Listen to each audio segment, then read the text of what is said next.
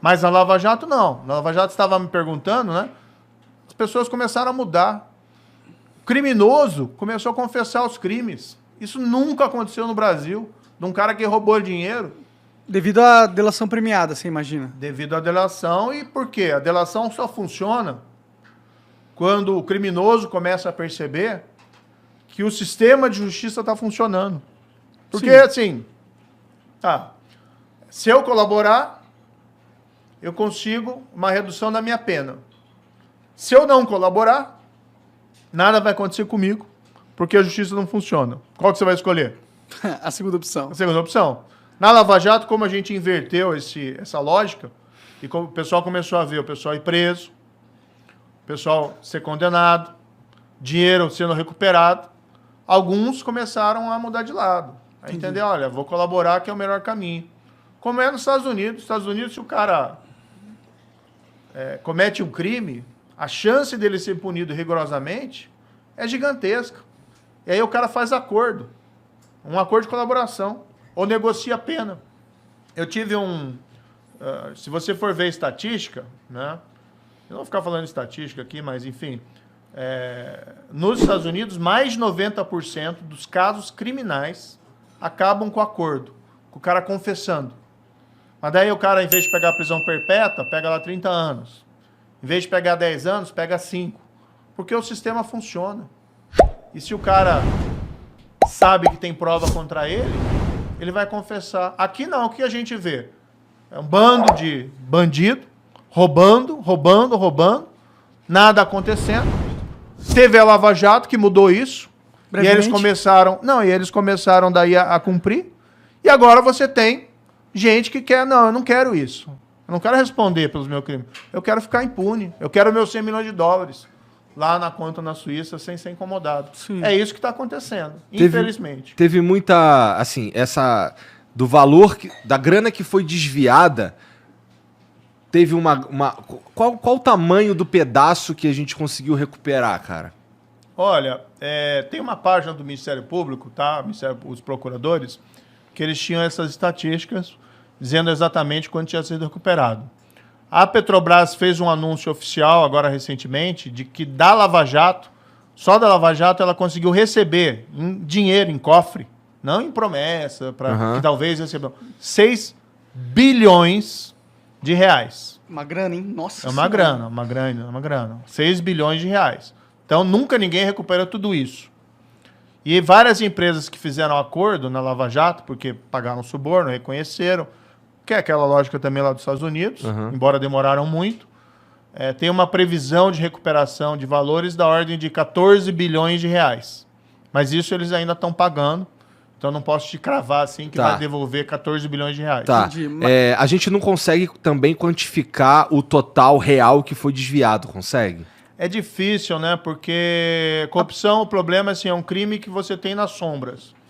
Então você não tem estatística clara. Ninguém fez a contabilidade. Que essa é só a né? ponta do iceberg, né? 6 bilhões, 14 bilhões, é a ponta do iceberg. Tipo, provavelmente... E fora que se for parar pra pensar mesmo, o pior da corrupção não é nem o dinheiro que é desviado, né? O pior da corrupção é que toda a lógica do serviço público, onde ele vai se desviar o dinheiro, ela é toda corrompida e toda feita de uma forma ineficiente para que haja a corrupção. Então aí você tem um mecanismo onde, fora eles roubarem, eles prejudicam o serviço público de um jeito que, para mim, é mais danoso que o próprio roubo em si. Não, você tem toda a razão. Tem um problema que é o desperdício. Então, o que acontece? Quando você tem o serviço público contaminado pela corrupção, por corrupto, o cara está pensando em prestar o melhor serviço para o cidadão ou ele está pensando na melhor oportunidade que ele tem de ganhar propina? É isso que a gente viu muito no caso da Petrobras, mas também em outros casos. Para te dar um exemplo aqui que ficou famoso, que foi a Petrobras comprou uma refinaria no exterior, que é a tal da refinaria da Passadina, que ficou famoso. Tá? Uma refinaria toda acabada, toda fodida, tudo mais. Sabe como é que a gente acabou revendendo mais barato que a gente pagou, né? Exatamente. Sabe como é que era o apelido da refinaria que eles chamavam? Internamente, lá na Petrobras? Ruivinha. Ruivinha. Por causa da ferrugem. Putz. Tava tudo enferrujado. Puta, daí, assim, então os caras sabiam, né? Os caras não, sabiam totalmente. Eles até confessaram. Né? Tem gente que confessou que recebeu suborno da empresa vendedora, que vendeu para a Petrobras, né? Chamavam de Ruivinha. Tá? E assim, o que eu entendi daquela história? Eles quiseram comprar uma refinaria velha, e daí por valor acima do que era, tanto que depois venderam por valor menor, mas porque o cara estava pensando no contrato de reforma da refinaria, porque ia ser o outro... Aí que ia ser o esquemão. Quer dizer, a compra da refinaria, que já era um esquemão, para eles era um esqueminha. Caralho. Daí eles queriam a reforma, um contrato de reforma, que aí ia ser o grande esquema. Então você procura uma refinaria velha. É como se você fosse alguém te dá dinheiro para comprar um carro, um amigo teu. E aí, em vez de você comprar um carro novo, você compra um carro velho, e daí você vai pro teu amigo, só encontrei um carro velho, você me dá mais dinheiro para reformar o carro? Né? E você vai embolsando esse dinheiro. Então, quando a gente fala no valor do suborno que você recuperou, é uma coisa. O valor do prejuízo, isso aí deve ser umas 10 vezes mais. É mais que dinheiro também, é vidas, né? Tipo, é vidas, né? É todo o povo brasileiro que tem uma estrutura caótica porque não faz sentido ter uma estrutura boa se você quer só ganhar dinheiro com ela, né? Voltando, já que a gente tá falando da Lava Jato, esse lance da... Porque assim, quando a gente tá falando de corrupção, a gente tá falando do político, nesse caso, e estamos falando também da empresa das empresas que o corrompem e tudo mais. No caso da Lava Jato, a gente viu todo mundo indo pro espaço aí, né? Mas também a gente viu que essas empresas, assim, a instituição acabou indo pro espaço também, não só o cara que era o corrupto, cara. Tinha como salvar a empresa de ir à falência, ou não teve jeito, isso foi causa sei lá, foi uma coisa tão enfiada nas entranhas da empresa que não tinha jeito? Por que essas empresas acabaram indo para o espaço? Não, essa é uma excelente pergunta, né? Porque tem muita mentira em relação a isso. Então, assim, às vezes eu faço a seguinte comparação, olha, o policial que descobre o cadáver não é o cara que é responsável pelo homicídio.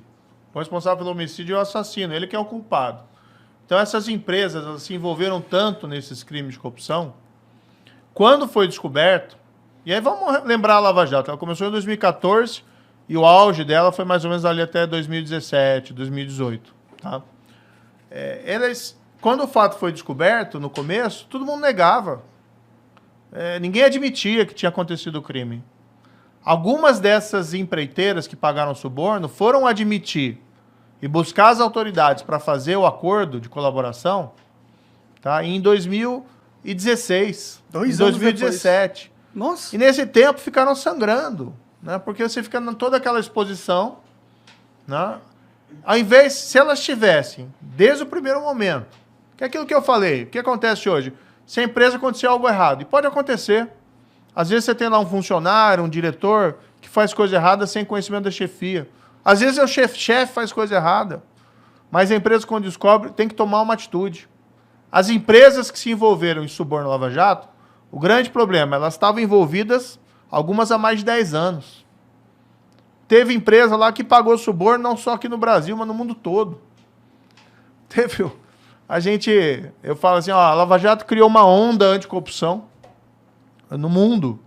Na América Latina aqui foram 4 ex-presidentes do Peru que foram subornados, entendeu? Aí essa empresa, ao invés de ela colaborar desde o início, ela foi colaborar 2 anos depois, 3 anos depois. Aí o estrago estava feito. E aí o estrago estava feito para a reputação, para a imagem e tal. Se elas tivessem, desde o primeiro momento, procurado as autoridades e colaborassem, e o que você vai fazer como juiz ou procurador? Não tem o que você fazer. Porque a empresa cometeu o crime. Tá? Qual que é a única saída para ela? Ou oculta o crime, a gente não quer, tá? Ou ela colabora. É a saída, e já tinha saída legal para isso desde 2014, desde 2013, que a lei é do ano anterior, 2013. Então, assim, infelizmente, né, a minha opinião sobre isso, as empresas demoraram muito, tá, para colaborar, e isso amplificou os danos sofridos por elas. Agora, é engraçado que daí você pega um monte de gente daquela lista da Odebrecht, que recebeu suborno, né, amigo, Cerrado, Justiça, Amante, E vem falar lá, vocês quebraram as empresas. Meu amigo, quem quebrou as empresas foram vocês que se corromperam e que aceitaram suborno por anos e colocaram elas nessa situação difícil. Foram vocês que fizeram isso. Não, a gente lutou contra o crime. Quem se envolveu no crime foram vocês e quem pagou suborno contra vocês. Então, a vergonha, mais uma vez, a vergonha está em vocês. E não na gente que lutou contra isso. Pra mim essa é a mesma lógica do cara que falou que, tira os doleiros porque senão vai afetar o câmbio da investigação. Não, mano, você não vai deixar de investigar ou punir uma empresa porque vai acabar com a empresa, né? Tipo, e outra, a empresa, se ela acabou por causa de um escândalo de corrupção, a culpa é dela, foi o que você disse. Eu realmente nunca consegui entender esse argumento, entendeu? Não faz muito sentido, na minha opinião. Você acha que faz sentido? Não, eu tô perguntando pra eles se tem algum jeito de fazer sem Mas você acha que faz sentido? Com a empresa. Eu vejo que eu conversando com uma das críticas que você recebe, que eu vejo, é justamente essa, que você destruiu as empresas. Não, mas isso é bobagem, né? Veja, o grande problema é que a gente teve um desenvolvimento econômico, principalmente durante os governos do PT, baseado em corrupção. Então, o governo era movido à corrupção, mensalão, petrolão. E do outro lado, você tinha o setor privado, a empresa, ao invés de investir em tecnologia, em produtividade, em eficiência, o que ela investia? Vamos ficar próximo do presidente, governo. Vamos ficar próximo do governo. Aí faz com que a empresa perca eficiência. Ela tenha uma vantagem na competição natural das coisas, mas artificial. E aí, quando estoura o problema, e ela não pode mais se valer disso, ela começa a ter dificuldade. Agora, como ele disse, não tem uma saída. A única saída é a lei. Né? E o que as empresas tinham que fazer? Procurar as autoridades desde o primeiro momento e colaborar. Não podia simplesmente o Ministério... a empresa é grande, então vamos virar o rosto para o lado. Ou o juiz dizer, a empresa é grande, então esquece que teve corrupção. Você tem que tirar as consequências legais. Mas todas elas tinham, desde o primeiro momento, a possibilidade de evitar, de minorar os danos, de evitar multa. Por que elas tinham que fazer? Dizer, abandonamos esse passado criminoso e vamos colaborar. Algumas fizeram, mas demoraram muito. Entendi.